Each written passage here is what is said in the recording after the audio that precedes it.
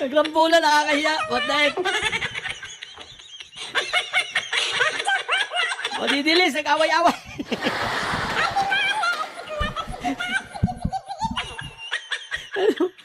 Ang tapang.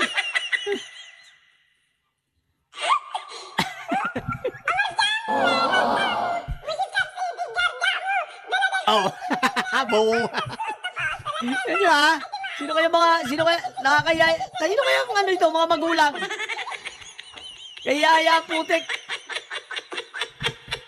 O yun guys, nakita natin ano. Ang mga didilis guys, nag-away-away, what the heck? Diba? Nagrambulan. Hindi natin alam kung ano ang ano, hindi natin alam kung anong punot dulo ng kanilang gulo. Pero syempre, alam nyo naman mostly sa mga yan, sigurado ako didilis, no? At pag didilis, alam mo naman, di ba? Walang mga manners. What the heck? Ito ay mga bagay na nakakalungkot makita, okay? Ito ay nangyari sa Hong Kong, nakakalungkot. Bakit? Aba, isipin ninyo, no? Kahiya-hiya, doon pa nagkalat sa lugar ng ibang lahi. Di ba? Walang mga disiplina. Ewan ko kaninong walang disiplina itong mga to. Grabe, no? Basta didilis talaga eh. Isipin mo yun, mag-away-away pa kayo sa gitna pa ng kalsada. Dapat itong mga ito, mapagkukulong eh. Tapos pag nakulong itong mga ito, iiyak na naman, hihingi na ng problema na naman ng gobyerno.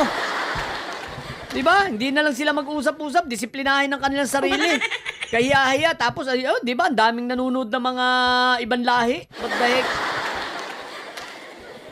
Kaya ito sa ating mga sa pinaggagawa nito, pati yung mga matitinong mga Pilipino nating mga nagtatrabaho, kapwa Pilipino natin nagtatrabaho doon, nadadamay, no? Dahil sa mga ugali nitong mga taong ito, no? Mga balahura ang putik na isipin mo magrambulan kayo sa gitna ng kalsada. Ano yan, dahil sa chismisan? Mga didilis talagang ito. Sigurado ako didilis yung mga yan. Walang kaduda-duda. Bakit? Didilis lang ang may ugaling ganyan. Di ba? Yung mga balahurang ganyan klase, didilis lang yan. Tingnan mo kahit sa mga comment section, basta didilis yan. Sigurado yan. Wala yang kano, wala tayong sablay dyan. Ang ibig ko lang sabihin, itong mga to, hindi na inisip ang kahihiyan ng kanilang mga kababayan doon. Hindi inisip ang kapakanan ng mga kapwa nila nagtatrabaho doon, ng mga kapwa natin Pilipino, di ba? Ang sa kanila lang, kung ano yung ego nila, basta mangyari ang mangyari, wala silang pakialam kahit panoorin ng ibang lahi. Tapos wala silang pakialam na pag-usapan tayo ron, na ganyan pala ang mga Pilipino, di ba? Mga marites, di ba? Mga chismoso, tapos mag-aaway-away. Di ba? Lalo na yung mga didilis, nagtatanggol sa siraulo, di ba? Dito nga sa Canada, may mga nakakausap ako mga puti. Aba, sa trabaho ko, sabi nila, nagtatanong sila kung bakit daw yung ibang mga Filipinos ay napaka-stupid raw. Dahil alam kasi rito, guys, na si Fentaboy ay nakakulong sa ICC, sa EJK. Kilala rin si Sara Duterte, si Inday Sayad, na talagang may sayad. So, ang tingin ng marami rito, napaka-stupid ng ibang mga Pilipino kung bakit sumusuporta sa isang mamamatay tao. Ang sabi ko na lang sa kanila, ganun talaga. Lagi naman, there's always bad eggs, no? In every country, sabi ko. At ito, kasama ito sa mga yon. Itong mga rotten, like a rotten eggs itong mga to. Rotten eggs, itong mga taong ito, di ba? So, yun na lang ang pinapaliwanag ko sa kanila sapagkat nagtatanong sila bakit daw may mga ganong mga Pilipino? Lalo na yung mga puti na mahilig sila sa mga politics, na sumusubaybay sila sa politika sa buong mundo. What the heck? Dito kasi nabo-broadcast talaga ang kabubuhan ng mga Pilipinong mga sumusuporta kay Sayad Kaya nga nakakahiya Tapos may mga ilang Pilipino pa rin dito tatanga-tanga.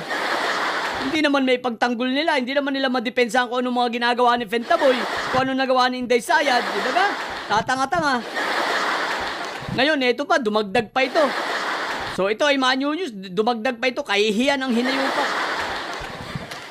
Didilis, nag-away-away. Puti kung gano'n ang magiging headline, no? Sa mga news dyan, didilis, nag-away-away. Wala madadawit na naman ang pangalan ng mga Pilipino Diba? Sabihin, mga Pilipina, nag-away-away. What the heck? Mga didilis lang naman to. Ay nako, nakakahiya. Mundo nga naman, no? Talagang mga didilis, wala talagang dulot na walang mabuting idinudulot sa bansa. Basta didilis, no? Kaya tama lang na unti-unting mga namamatay kay. Ay, excuse. Natching ako. Tama lang na unti-unti kayong mga nangalalagas, mga namamatay. Nang mabawasan kayo, maubos ang lahi nyo, mga hinayupa kayo. What the heck? Away-away mga didilis. Yun lang muna.